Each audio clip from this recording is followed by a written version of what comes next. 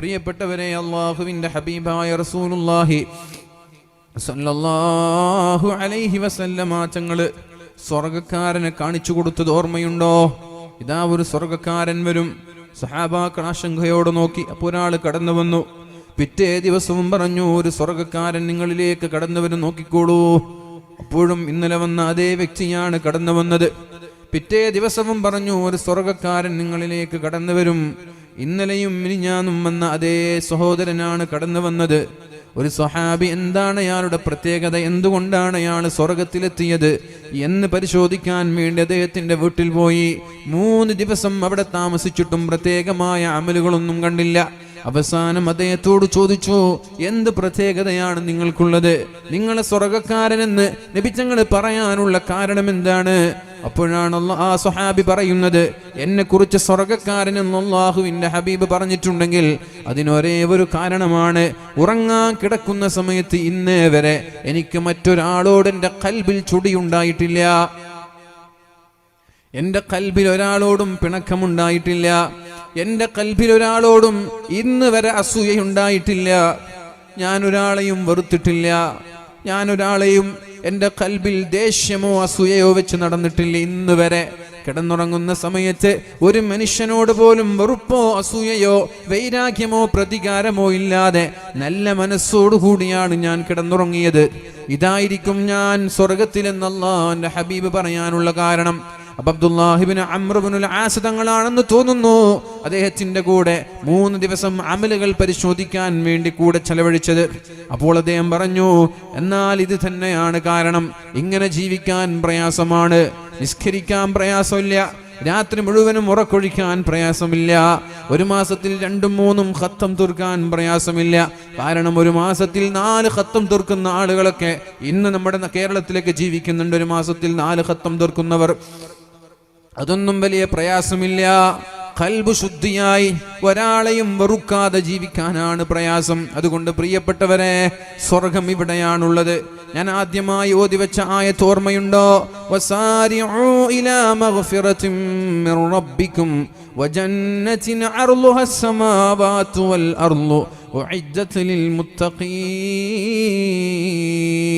വസാരിഉ, വേഗം വേഗം ചെയ്യണം, വേഗം ഉളരണം. വസാരിഉ ഇലാ മഗ്ഫിറത്തിൻ മിർ റബ്ബിക്കും, അല്ലാഹുവിൻ്റെ മഗ്ഫിറത്ത് കിട്ടാൻ നിങ്ങൾ ധൃതി കൂട്ടണം.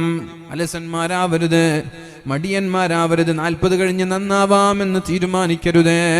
60 കഴിഞ്ഞ് നന്നാവാം, ഹജ്ജ് ചെയ്ത് നന്നാവാം, ഉംറ കഴിഞ്ഞ് നന്നാവാം, കല്യാണം കഴിഞ്ഞ് നന്നാവാം, താടി നിറക്കട്ടെ എന്നിട്ട് നന്നാവാം, പേരക്കുട്ടികളാവട്ടെ എന്നിട്ട് നന്നാവാം. അങ്ങനെ ഒരു ചിന്ത ഉണ്ടാവരുത് പ്രിയപ്പെട്ടവരെ. വസാരിഉ ഇലാ മഗ്ഫിറത്തിൻ മിർ റബ്ബിക്കും, അല്ലാഹുവിൻ്റെ മഗ്ഫിറത്ത് കിട്ടാൻ നിങ്ങൾ ധൃതി കൂട്ടണം, വേഗം വേഗം നിങ്ങൾ തൗബ ചെയ്യണം എന്നാണ് അല്ലാഹു പറയുന്നത്. ഇതാ റമളാൻ നമ്മുടെ മുന്നിലേക്ക് എത്തിയിരിക്കുകയാണ്. ഈ റമളാൻ കഴിയുമ്പോൾ പാപങ്ങൾ പൊറുക്കപ്പെട്ടില്ല എങ്കിൽ അല്ലാഹുവിൻ്റെ സ്വർഗത്തിൻ്റെ കവാടം നമ്മുടെ മുമ്പിൽ കൊട്ടിയടക്കപ്പെടുമെന്ന് പരിശുദ്ധ റസൂലുള്ളാഹ്. റഗിമ അൻഫു സുമ്മ റഗിമ അൻഫു സുമ്മ റഗിമ അൻഫു, നശിച്ചു പോവട്ടെ, നശിച്ചു പോവട്ടെ, നശിച്ചു പോവട്ടെ. ആമീൻ. ആരാണ് നബിയെ നശിച്ചു പോകാൻ വേണ്ടി ദുആ ചെയ്തത്? മൻ അദ്റക റമളാന ഫലം യുഗ്ഫർ ലഹ്, റമളാൻ കിട്ടിയിട്ടും പാപങ്ങൾ പൊറുക്കപ്പെടാത്തവൻ നശിച്ചു പോവട്ടെ. മൻ അദ്റക റമളാന ഫലം യുഗ്ഫർ ലഹ് ഫഅബഅദഹുല്ലാഹ്, റമളാൻ കിട്ടിയിട്ടും പാപങ്ങൾ പൊറുക്കപ്പെടാത്തവൻ അല്ലാഹുവിൻ്റെ സ്വർഗത്തിൽ നിന്നയാളെ അല്ലാഹു മാറ്റി നിർത്തട്ടെ. ആമീൻ എന്ന് ശഫീഉനാ റസൂലുള്ളാഹ്. അഥവാ റമളാൻ കഴിയുമ്പോൾ പാപങ്ങൾ പൊറുക്കപ്പെട്ടില്ല എങ്കിൽ നമ്മുടെ റമളാൻ അല്ലാഹു സ്വീകരിച്ചിട്ടില്ല എന്നാണ് അർത്ഥം. റമളാൻ അല്ലാഹു സ്വീകരിച്ചിട്ടില്ല എങ്കിൽ സ്വർഗത്തിന്റെ കവാടം അല്ലാഹു നമ്മുടെ മുമ്പിൽ കൊട്ടിയടക്കുമെന്നാണ് അർത്ഥം. അതുകൊണ്ട് പ്രിയപ്പെട്ടവരെ, വസാരിഉ ഇലാ മഗ്ഫിറത്തിൻ മിർ റബ്ബിക്കും, കഴിഞ്ഞുപോയ സർവ്വ പാപങ്ങളും അല്ലാഹു പുറത്തു തരാൻ വേണ്ടി തൗബ ചെയ്ത് മടങ്ങേണ്ട സമയങ്ങളാണ് നമ്മുടെ മുന്നിലുള്ളത്. ഒരു ദോഷം പോലും ബാക്കിയാവാതെ ഇന്ന് തന്നെ നാളേക്ക് മാറ്റിവെക്കാൻ പാടില്ല. അതിനൊരു പ്രായത്തിന്റെ കണക്കില്ലല്ലോ മരണത്തിന്. വകം മിൻ സഹീഹിൻ മാത മിൻ ഗൈരി ഇല്ലതി വകം മിൻ മരീലിൻ ആശ ദഹ്റൻ ഇലാ ദഹ്രി.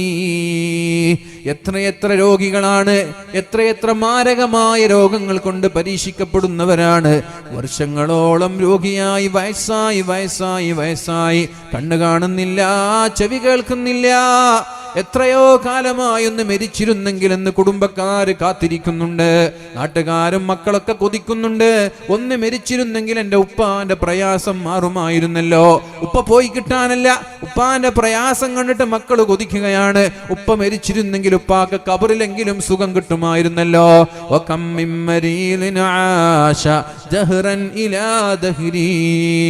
എത്ര കാലമാണ് ഈ രോഗികൾ മരിക്കാതെ ജീവിച്ചു പോകുന്നത്?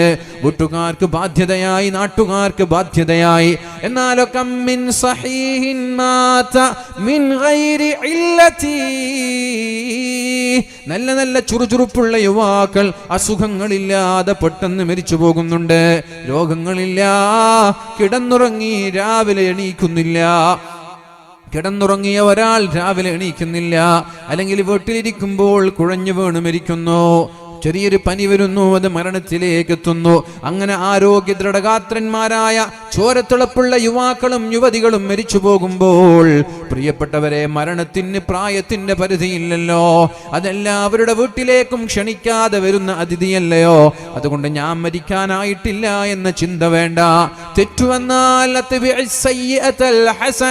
ഒരു തെറ്റ് വരുമ്പോൾ ആ തെറ്റിന്റെ തൊട്ടു ഉടനെ ഒരു നന്മ ചെയ്തേക്കണേ, എന്നിട്ട് ആ തെറ്റിനെ മായ്ച്ചു കളയണം എന്ന് ശഫീഉനാ റസൂലുള്ളാഹ്. തെറ്റുവരാത്ത മനുഷ്യരുണ്ടോ? പാപം ചെയ്യാത്ത മനുഷ്യരുണ്ടോ? പാപം ചെയ്യാത്തവർ മലക്കുകളല്ലയോ? അതുകൊണ്ട് പാപം ചെയ്താൽ നിങ്ങൾ ഞാൻ തോറ്റുപോയി എന്ന് വിചാരിച്ച് മാറി നിൽക്കാതെ ആ പാപത്തിന്റെ തൊട്ടുടനെ എന്തെങ്കിലും ഒരു നന്മ ചെയ്ത് പാപത്തെ മായ്ച്ചു കളയണം എന്ന് മുത്തു റസൂലുള്ളാഹ്. കാരണം ഇന്നമൽ അഅമാലു ബിഖവാതിമിഹാ, ഇന്നമൽ അഅമാലു ബിഖവാതിമിഹാ. ഒരാൾ അവസാനം എന്തു ചെയ്തു എന്ന് നോക്കിയിട്ടാണ് അല്ലാഹു നിന്നെ നരകത്തിലേക്ക് അയക്കണോ അല്ല സ്വർഗത്തിലേക്ക് അയക്കണോ എന്ന് തീരുമാനിക്കുന്നത്. നീ ഇന്നേ വരെ എന്തു ചെയ്തു എന്നല്ല അല്ലാഹു നോക്കുന്നത്. ഇന്നലെ എന്തു ചെയ്തു, മിനിഞ്ഞാൻ എന്തു ചെയ്തു എന്നല്ല. മരിക്കുന്നതിന്റെ തൊട്ടു മുമ്പ് നീ ചെയ്ത പ്രവർത്തനം എന്താണ്, അതാണ് അല്ലാഹു നോക്കുന്നത്. മരിക്കുന്നതിന്റെ സെക്കൻഡുകൾക്ക് മുമ്പ് നീ ചെയ്തത് നന്മയാണോ? പേടിക്കണ്ട, സ്വർഗത്തിലേക്കാണ്. മരിക്കുന്നതിന്റെ സെക്കൻഡുകൾ മുമ്പ് നീ ചെയ്തത് തിന്മയാണോ? ഭയക്കണം, നരകത്തിലേക്കായിരിക്കും. ഇന്നമൽ അഅമാലു ബിഖവാതിമിഹാ.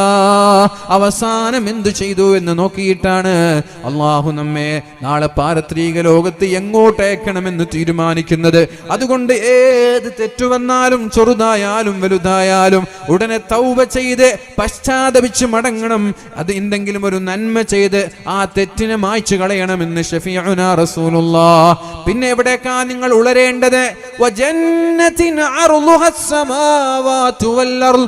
ആകാശഭൂമിയെക്കാളും വിശാലതയുള്ള സ്വർഗത്തിലെത്താനും നിങ്ങൾ ഉളരണേ. ആർക്കാണ് അല്ലാഹു സ്വർഗം ഒരുക്കി വെച്ചിരിക്കുന്നത്?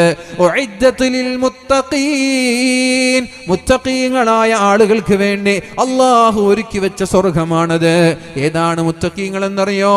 അല്ലദീന യുൻഫിഖൂന ഫിസ്സറാഇ വല്ലറാ. സന്തോഷ സമയങ്ങളിലും പ്രയാസമുള്ള സമയങ്ങളിലും അല്ലാഹുവിന് വേണ്ടി ചെലവഴിക്കുന്നവർ. ഐശ്വര്യമുള്ള സമയങ്ങളിലും ദാരിദ്ര്യമുള്ള സമയങ്ങളിലും അല്ലാഹുവിന് വേണ്ടി ചെലവഴിക്കുന്നവരാണവർ. പൈസയുണ്ടാകുമ്പോൾ ആർക്കും ചെലവഴിച്ചുകൂടെ? ദാരിദ്ര്യമുണ്ടാകുമ്പോൾ ചെലവഴിക്കുക എന്നുള്ളത് ഈമാനിന്റെ ലക്ഷണമാണ്. ഏറ്റവും നല്ല സ്വതഖ ഏതാണ് നബിയേ എന്ന് ചോദിച്ചപ്പോൾ അല്ലാഹുവിന്റെ ഹബീബ് പറഞ്ഞ മറുപടി, അൻത സ്വദ്ദഖ അൻത സ്വഹീഹുൻ ഷഹീഹുൻ തഖ്ശൽ ഫഖറ വതഅമുലുൽ ഗിനാ. പ്രിയപ്പെട്ടവരെ, ആരോഗ്യമുള്ള സമയത്ത്, നിന്റെ കയ്യിൽ തീരെ പൈസയില്ലാത്ത സമയത്ത്, ദാരിദ്ര്യം കൊണ്ട് പ്രയാസപ്പെടുന്ന സമയത്ത്, നീ ദരിദ്രരാകുമോ എന്ന് പേടിയുണ്ട്. ഫീസ് കെട്ടാൻ കഴിയൂലേ? കുട്ടികളുടെ ഫീസ് കെട്ടാൻ കഴിയൂലേ? ബസ് ഫീ കെട്ടാൻ കഴിയൂലേ? ഇലക്ട്രിസിറ്റി ബില്ല് കെട്ടാൻ കഴിയൂലേ? എന്നിങ്ങനെയുള്ള ആശങ്കയും പേടിയൊക്കെയുള്ള സമയത്ത് വതഅമുലുൽ ഗിനാ, കൊടുത്താൽ അല്ലാഹു കൂടുതൽ തരുമെന്നുള്ള പ്രതീക്ഷയോടെ നീ കൊടുക്കുന്ന സ്വതക്കയാണ് നിന്റെ ജീവിതത്തിലെ ഏറ്റവും വലിയ സ്വതക്ക എന്ന് പരിശുദ്ധ റസൂലുള്ളാഹ്. പൈസ ഉണ്ടാകുമ്പോൾ ആർക്കാ കൊടുക്കാൻ കഴിയാത്തത്? എത്രയെത്ര നോൺ മുസ്ലിംസ് ഒക്കെ കോടികൾ കൊടുക്കുന്നുണ്ട്. അവർ അള്ളാഹിന്റെ കൂലി പ്രതീക്ഷിച്ചിട്ടാ കൊടുക്കുന്നത്. അവരൊക്കെ ഇവിടെ നടത്തുന്ന ചാരിറ്റി, സാന്ത്വനം, ഇതൊക്കെ അള്ളാഹുവിന്റെ പ്രതിഫലം ആഗ്രഹിച്ചിട്ടാണോ? അല്ലല്ലോ. അവരുടെ കയ്യിൽ ഇഷ്ടം പോലെ ക്യാഷ് ഉണ്ട്. പക്ഷെ മുഅ്മിനീങ്ങളായ നമ്മൾ ക്യാഷ് ഉണ്ടാകുമ്പോൾ മാത്രം സ്വതക്ക ചെയ്യേണ്ടവരല്ല. അത് നോൺ മുസ്ലിംസും നൽകുന്നുണ്ട്. നമ്മൾ ചെയ്യേണ്ടത് ദാരിദ്ര്യത്തിന്റെ പടുകുഴിയിലുള്ള സമയത്ത് പോലും അള്ളാഹു എന്നെ രക്ഷപ്പെടുത്തുമെന്നുള്ള പ്രതീക്ഷയോടെ സ്വതക്ക കൊടുക്കാൻ കഴിയണം. അപ്പോഴാണ് യഥാർത്ഥ സ്വതക്കയായി മാറുന്നത്. അതുകൊണ്ട് അല്ലദീന യൂഫിഖൂന ഫിസ്സറാഇ വല്ലറാ, സന്തോഷമുള്ള സമയങ്ങളിലും ദുഃഖമുള്ള സമയങ്ങളിലും പ്രയാസമുള്ള സമയങ്ങളിലും ചെലവഴിക്കുന്നവർക്കാണ് അല്ലാഹു സ്വർഗ്ഗം ഒരുക്കി വെച്ചിട്ടുള്ളത്. വൽ കാളിമീനൽ ഗൈള, ദേഷ്യം കടിച്ചു പിടിക്കുന്ന ആളുകളെ, വൽ കാളിമീനൽ ഗൈള, ദേഷ്യം കടിച്ചു പിടിക്കുന്ന ആളുകളെ, ദേഷ്യം വരുമ്പോൾ കയർത്ത് സംസാരിക്കാതെ, തെറി വിളിക്കാതെ, അടിച്ചുകൊണ്ടത് പ്രതികരിക്കാതെ, വൽ കാളിമീനൽ ഗൈള, അല്ലാഹുവിന്റെ ഹബീബിന്റെ ഷാള് പിടിച്ചൊരു അറാബി വലിച്ചു, ഒരു കാട്ടറബി വലിച്ചു. ഒരു പരുപരുത്ത ഷാളായിരുന്നു അല്ലാഹുവിന്റെ ഹബീബിന്റെ ഷോൾഡറിൽ ഉണ്ടായത്. ആ വലിച്ച വലിയുടെ ആഘാതത്തില് നബി തങ്ങളുടെ ഷോൾഡറിൽ സ്ക്രാച്ച് വീണു. നബിയുടെ ചർമ്മങ്ങൾ എന്ത് ചെയ്തു? ചർമ്മത്തിൽ അടയാളമുണ്ടായി. ചോരെങ്ങനെ നീര് വെച്ചു. നബി തങ്ങൾ ചിരിച്ചു. നബി തങ്ങൾ അദ്ദേഹത്തെ നോക്കി ചിരിച്ചു. എന്താ വേണ്ടത്? മുർ മിൻ മാലില്ലാ, അല്ലാഹുവിന്റെ സമ്പത്തിൽ നിന്ന് എനിക്ക് ചെലവഴിക്കാൻ സ്വഹാബാക്കളോട് പറ. നബി തങ്ങൾ പറഞ്ഞു സ്വഹാബാക്കളോട്, എന്താ മൂപ്പർക്ക് വേണ്ടത് അതങ്ങോട്ട് കൊടുത്താളേ, എന്താ മൂപ്പർക്ക് വേണ്ടത് അതങ്ങോട്ട് കൊടുത്തോളൂ എന്ന് പരിശുദ്ധ റസൂലുള്ളാഹ്. അള്ളാഹുവിന്റെ ഹബീബിന്റെ കഴുത്തു വേദനിപ്പിച്ച ആളാണ്. പക്ഷേ വൽ കാളിമീനൽ ഗൈള, ദേഷ്യം കടിച്ചു പിടിക്കണം നമ്മള്. പ്രിയപ്പെട്ടവരെ, നബി തങ്ങൾ ഇങ്ങനെ യുദ്ധം കഴിഞ്ഞ് യാത്ര ചെയ്ത് ഒരു മരത്തിന്റെ ചുവട്ടിൽ വിശ്രമിക്കുമ്പോഴാണ് ഒരു ശത്രു വന്നിട്ട് അള്ളാഹുവിന്റെ ഹബീബിന്റെ വാളെടുത്തിട്ട് ആ വാളൂരി നബി തങ്ങളുടെ കഴുത്തിൽ വെച്ച് ചോദിച്ചത്, നിന്നെ രക്ഷപ്പെടുത്താൻ ആരാ വരുന്നത്? ഞാൻ നിന്നെ വധിക്കാൻ പോവുകയാണ്. അള്ളാഹുവിന്റെ ഹബീബ് പറഞ്ഞില്ലയോ, അള്ളാഹു എന്നെ രക്ഷപ്പെടുത്തുമെന്നല്ലേ പറഞ്ഞത്? ആ മനുഷ്യന്റെ കൈകളിൽ നിന്ന് വാള് താഴേക്ക് വീണപ്പോ നബി തങ്ങൾ പിടിച്ച് അയാളുടെ കഴുത്തു വെട്ടുകയല്ലോ ചെയ്തത്. അയാളോട് പറഞ്ഞു, ബാക്കിയുള്ള സ്വഹാബാക്കൾ എണീക്കുന്നതിന് മുമ്പേ പോയിക്കോളൂ, അവർ കണ്ടാൽ പ്രശ്നമാണ്. വൽ കാളിമീനൽ ഗൈള, ദേഷ്യം കടിച്ചു പിടിക്കുന്നവർക്കാണ് അല്ലാഹു സ്വർഗ്ഗം ഒരുക്കി വെച്ചിട്ടുള്ളത്.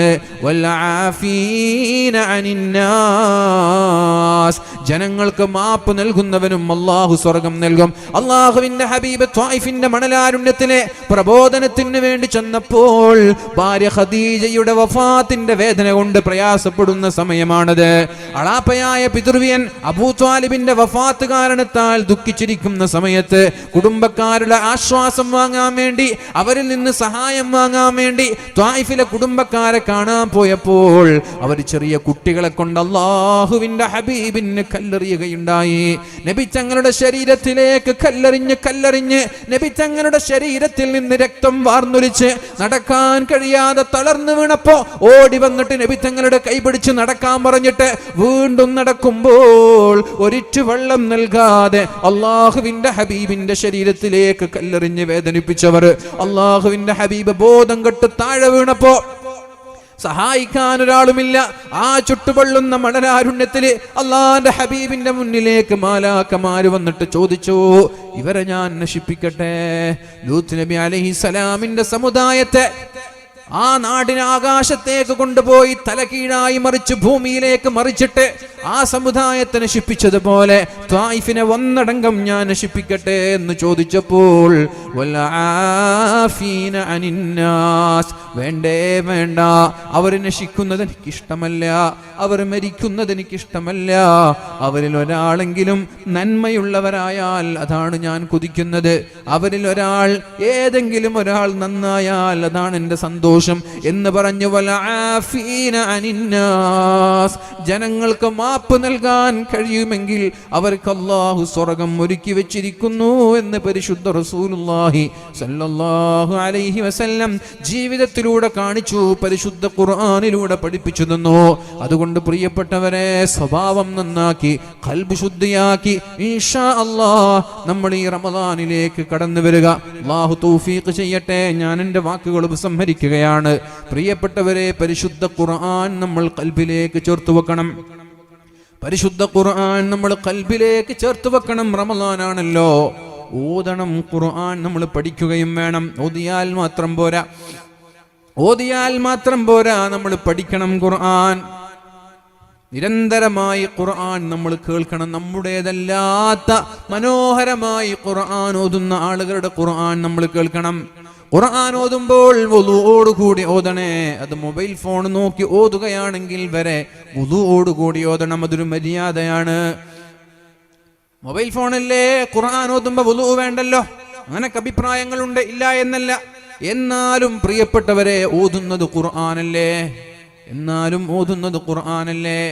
അശുദ്ധിയുള്ള സമയത്ത് ദിക്ർ എന്ന രീതിയിൽ ഖുർആൻ ഓതാമെന്നുള്ള അഭിപ്രായമുണ്ടെങ്കിലും പ്രിയപ്പെട്ടവരെ, നമ്മൾ ഓതരുത്.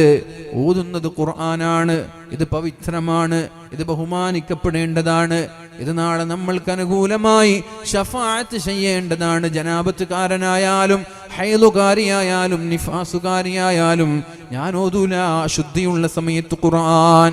ശുദ്ധിയോടുകൂടി ശുദ്ധിയുള്ള സമയത്ത് പറ്റുമെങ്കിൽ ഖിബിലയിലേക്ക് മുന്നിട്ട് അച്ചടക്കത്തോടെ മറ്റുള്ള എല്ലാ ചിന്തകളിൽ നിന്നും പ്രവർത്തനങ്ങളിൽ നിന്നും മാറി ഖുർആൻ ഓതാൻ ഈ പരിശുദ്ധമായ റമളാനിനെ ഉപയോഗപ്പെടുത്തണം. ഖുർആൻ കൊണ്ട് നമ്മുടെ ഖൽബിനെ പ്രകാശിപ്പിക്കണം. ഖുർആൻ കൊണ്ട് നമ്മുടെ ഖൽബിനെ നമ്മൾ വെളിച്ചമാക്കണം. ഖുർആൻ കൊണ്ട് നാളെ നമ്മുടെ ഖബറിടവും അല്ലാഹു പ്രകാശിപ്പിച്ചു തരട്ടെ. അല്ലാഹുമ്മ നവ്വിർ ഖുബൂറനാ ബിനൂരിൽ ഖുർആൻ. അല്ലാഹുവേ, ഖുർആനിന്റെ വെളിച്ചം കൊണ്ട് ഞങ്ങളുടെ ഖബറിനെ നീ വെളിച്ചമാക്കണേ അല്ലാഹ്.